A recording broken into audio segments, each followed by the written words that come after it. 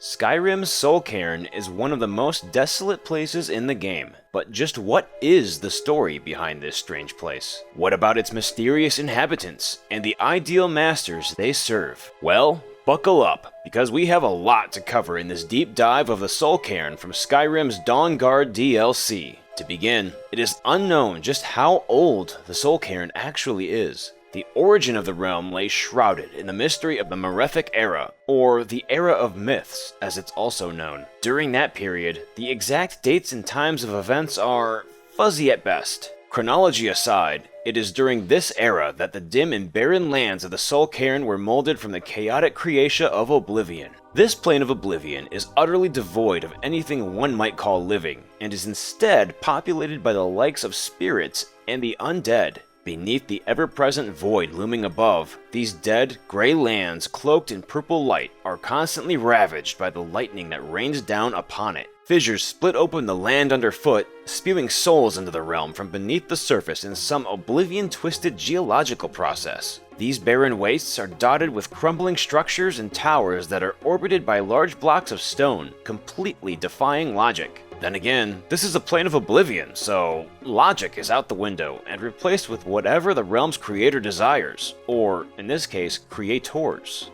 See, this is where the Soul Cairn differs from the other slices of Oblivion claimed and shaped by the Daedric Lords. The creators of the Soul Cairn were once mortal. The beings that gave form and purpose to the Soul Cairn are known as the Ideal Masters, and their identities are just as hazy as the realm's creation itself. These entities were believed to once be a collective of necromancers who, in pursuit of greater power, shed their bodies entirely in order to become beings of pure energy. These disembodied spirits then gave birth to the Soul Cairn itself, fashioning it into a place suited to continue the work of their mortal lives, the trafficking of souls. It is believed, from reliable sources such as Valerica and Serana, that black soul gems play a major part in this. These gems are capable of housing the most energetic souls, those of sentient beings, which are the, primary currency that the Ideal Masters deal in. Many necromancers through the eras sought to commune with the Ideal Masters in an effort to gain access to the undead that inhabited the plane, offering souls in exchange. When a soul is trapped within a black soul gem and its power is used to, say, create an enchantment, the remaining energy in the soul itself is thought to be ported to the Soul Cairn. Now, any necromancer worth their salt could simply raise a corpse to do their bidding, but undead of that nature paled in comparison to the power held by the beings of undeath within the Soul Cairn. These revenant spirits, so we are to believe, exist in a state of harmony, love, and peace within this place, having been freed from the hardship and suffering of mortal life. I'll come back to the masters themselves throughout this piece, but I'm a bit hard-pressed to accept their assertion at face value, given the appearance of these lands themselves. Just who are these so-called freed spirits? The Blessed, also known as the Soul Guard, are the inhabitants of the Soul Cairn who are loyal to the Ideal Masters. However, looking into it even at a surface level shows us that the assumed state of love and harmony is a falsity, as the lowest spirits on the totem pole lack any sort of free will altogether. Known as Bone Men, these undead are skeletal in nature and are set apart from their Mundus counterparts by their strength and the darkened color of their bones. Blessed are the Bone Men, for they serve without self and spirit forever, reads a quote from a few different sources within the Elder Scrolls series. Conversely, Mistmen, who are up next on the hierarchy of the Soul Guard, actually do seem to have a will of their own and openly believe themselves to be in a state of peace. As their name suggests, they have a slightly more ghostly appearance than their holy skeletal companions and are thought to be happy spirits in service to the Ideal Masters. Unfortunately, the next classification of entity seems to exist solely in a state of anger, a fact that their name is also reflective of. Wrathmen, as they are so known, are locked in a state of eternal suffering. These beings, appearing in Skyrim to be almost Draugr-like, seem almost like a classic zombie or ghoul in that they hunger for life. There is truly no end for their suffering, except through the possibility of an obscure and vague ritual revealed through a book from Morrowind and Battlespire titled The Book of Rest and Endings. This ritual reads, "From 50 fathers, frozen in slave past, rip from the wraith loom, sunder the life weave, lock tight in earth grip, hold firm in grave fast." This is obviously not very helpful, as these lines could mean literally anything. Perhaps 50 Fathers could be referencing the Ideal Masters themselves, if they are indeed that numerous. There has been speculation from characters such as Serana and her mother that, despite their own power, these Ideal Masters may be indebted to a power yet higher above them,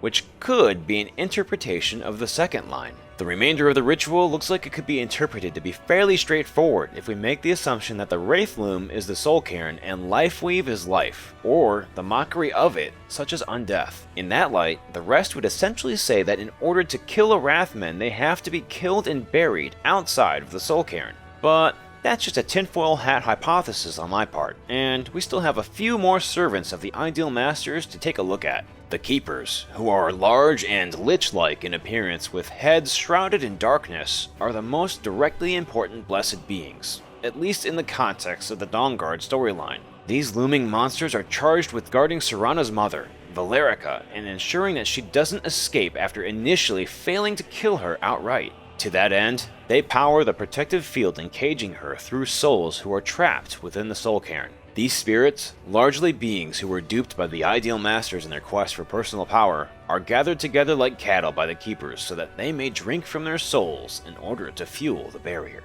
This all seems convoluted to a degree, not to mention a waste of energy and souls.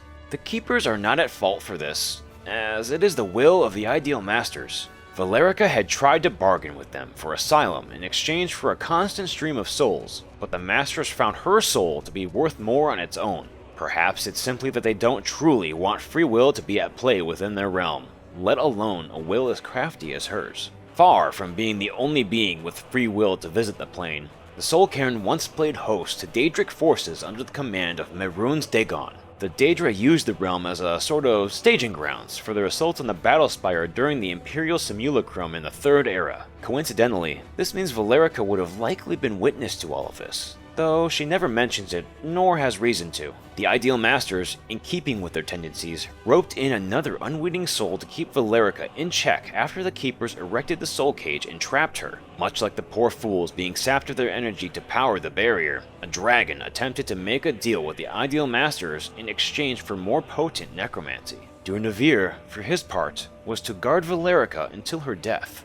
They of course failed to mention the fact that she was an immortal vampire, thus forcing Durnavir into servitude within the Soul Cairn for eternity. This place, despite being filled with souls, is utterly soulless. Love and harmony? I think not. The Soul Cairn has one final member of the Blessed within its borders, but this one is a bit enigmatic, much like the Masters it serves. Across the Soul Cairn, we can find large, levitating structures that resemble overgrown soul gems. These are believed to be a physical form of sorts for the Ideal Masters, and they will attempt to devour the soul of any spirit or living being that draws too close, despite the rarity for the latter. These crystals harbor treasure beneath them, perhaps whatever has been left from the plundering of the Daedra before they were forced from the plane. However, some of these crystals also protect objects called Reaper Gem Fragments. These shards can be used to call forth the Reaper if 3 are gathered and placed upon an altar within its lair. This entity is a complete mystery, with the only hint to exactly what it is being the fact that it has within it a Daedra heart.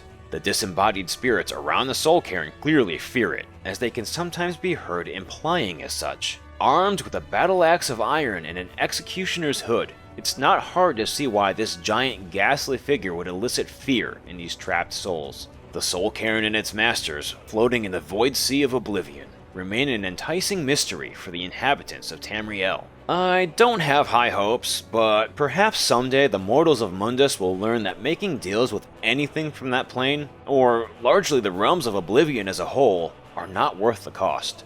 These would-be necromancers need to look no further than the fact that those who have struck deals in the past are never heard from again. Then again, we'd have to ask how these whispers of dark power make it to the ears of mortals if their predecessors never return to utter a word. I imagine it's all part of the Ideal Master's game of entrapment, and it will continue on until someone uncovers clues to lead to these selfish spirits themselves. So, do you have any theories about the Soul Cairn yourself, or the entities within? Let me know in the comments below. Hit that subscribe button if you enjoyed this dive and are interested in more, and I'll see you real soon, right here on ShieldScuff. Peace!